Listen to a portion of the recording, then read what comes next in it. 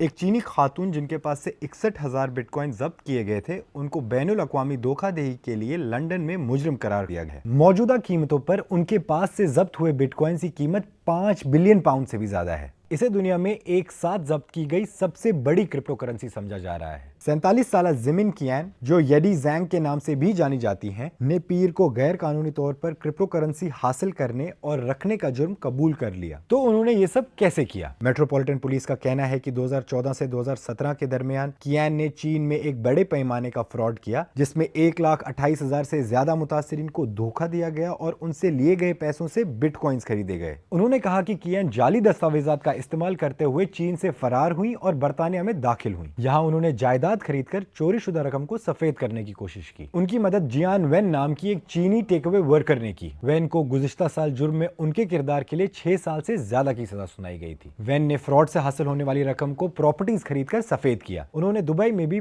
5 lakh pound से ज्यादा मालियत की 2 जायदादें खरीदी। कियान के वकील ने कहा कि उन्होंने उन सरमायाकारों को तसल्ली देने की उम्मीद में जुर्म कबूल किया है जो 2017 से हर जाने का इंतजार कर रहे हैं। उनका कहना है कि क्रिप्टो करेंसी की कीमत में नुमाया इजाफे का मतलब है कि नुकसान की तलाफी के लिए काफी फंड्स मौजूद हैं। लेकिन कुछ रिपोर्ट्स के मुताबिक बर्तानिया की हुकूमत जब्त हुए फंड्स को अपने पास ही रखने की कोशिश करेगी।